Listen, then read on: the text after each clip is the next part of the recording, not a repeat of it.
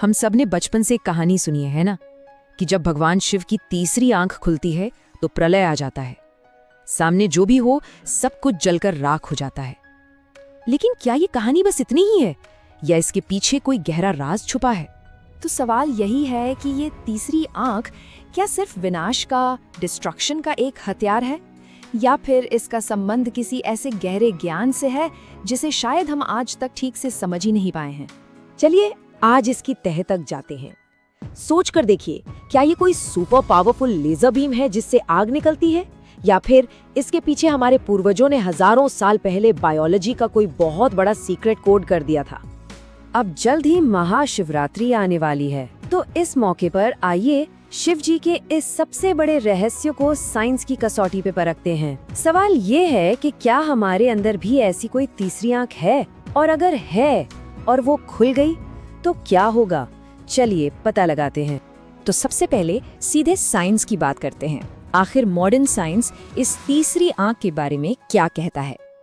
देखिए, विज्ञान जिसे आज पीनियल ग्लैंड के नाम से जानता है ना, उसे हमारे ऋषि मुनियों ने हजारों साल पहले ही आज्ञा चक्र या तीसरी आंख का नाम दे दिया था। ये हमारे दिमाग के बिल्कुल सेंटर में एक मटर के दाने जितना छोटा सा ग्लैंड होता है। और जानते हैं, बड़े बड़े दार्शनिकों ने इसे सीट ऑफ द सोल यानी आत्मा का स्थान तक कहा है। और सबसे हैरान करने वाली बात तो ये है कि इस ग्लैंड के अंदर बिल्कुल वैसे ही सेल्स पाए जाते हैं जैसे हमारी बाहर वाली आंखों में होते हैं। इसका मतलब ये सच में एक आंख है जो अंदर की तरफ देखती है। साइंस भी आज ये मानता है कि यही ग्लैंड हमारे सोने जागने के साइकिल को कंट्रोल करता है और कुछ ऐसे नेचुरल केमिकल्स रिलीज करता है जिससे हमें गहरे मेडिटेशन और चेतना का अनुभव हो सकता है। तो बात बिल्कुल साफ है, हमारी जो दो बाहरी आंखें हैं वो बाहर की दुनिया देखती हैं, और ये तीसरी आंख यानी हमारा पीनियल ग्लैंड, ये हमारी भीतरी दुनिया, हमारे अंदर के जगत को देखने के लिए है। एक बाहर के लिए, एक अंदर के लिए। तो आइए अब साइंस से थोड़ा आगे बढ़कर इसके सिंबोलिज्म, इसके प्रतीकवाद को समझते हैं। वो जो कहानी है ना कि शिवजी ने कामदेव को भस्म कर दिया था, उसका असली मतलब क्या है? तो फिर सवाल उठता है कि शिवजी ने कामदेव को तीसरी आंख से जलाया क्यों?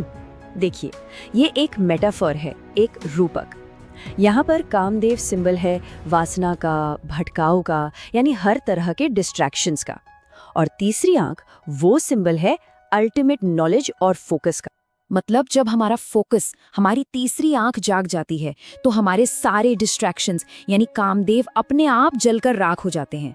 शिवजी हमें यही सिखाते हैं कि अगर लाइफ में कुछ बड़ा हासिल करना है तो इन दो आंखों से दुनिया को देखना थोड़ा कम करो और अपनी तीसरी आंख से अपने गोल को, अपने लक्ष्यों को देखना शुरू करो। और शिवजी का सिंबलिज्म सिर्फ तीसरी आंख तक ही सीमित नहीं है, उनके साथ जुड़ी हर चीज का एक गहरा मतलब है। फॉर एग्जाम्पल, उनके गले में लिपटा हुआ सांप। अब देखिए, एक जहरीला सांप आमतौर पर मौत का प्रतीक माना जाता है, लेकिन वही सांप शिवजी के गले में बिल्कुल शांति से बैठा है। ये क्या दर्शाता है? ये दर्शाता है सतर्कता, यानी अलर्टनेस। सोचकर देखिए, सांप दुनिया के सबसे अलर्ट जीवों में से एक है। जरा सी आहट होती है और वो तुरंत रिएक्ट करता है।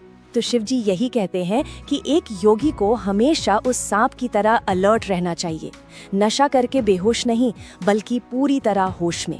इसलिए कहते हैं शिव नशा नहीं है, शिव होश है, अवेयरनेस है। तो अब सबसे बड़ा सवाल, ये तीसरी आंख खुलती कैसे है?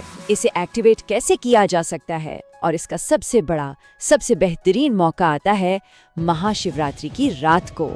ऐसा माना जाता है, और इसके पीछे वैज्ञानिक कारण भी हैं, कि इस रात को पृथ्वी की पोजीशन ऐसी होती है कि ह्यूमन बॉडी में एनर्जी नेचुरली ऊपर की तरफ बढ़ती है। ये एक natural upward flow of energy है जिसका फायदा उठाया जा सकता है। तो अगर उस रात अपनी स्पाइन यानी रीढ़ की हड्डी को बिल्कुल सीधा रखकर जागते रहा जाए और ध्यान लगाया जाए, तो इस बढ़ती हुई एनर्जी को एक सही डायरेक्शन देकर पीनियल ग्लैंड को एक्टिवेट किया जा सकता है। बहुत सिंपल से 3 स्टेप्स हैं।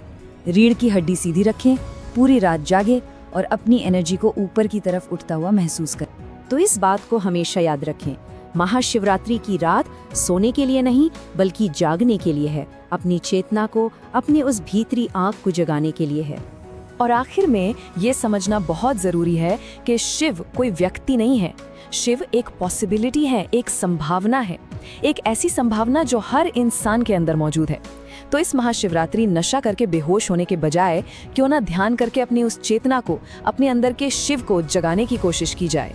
तो जो लोग भी इस बार महाशिवरात्रि पर जागने वाले हैं, अपनी इस भीतरी यात्रा की शुरुआत करने वाले हैं, वो कमेंट्स में हर हर महादेव जरूर लिखें। ओम नमः शिवाय।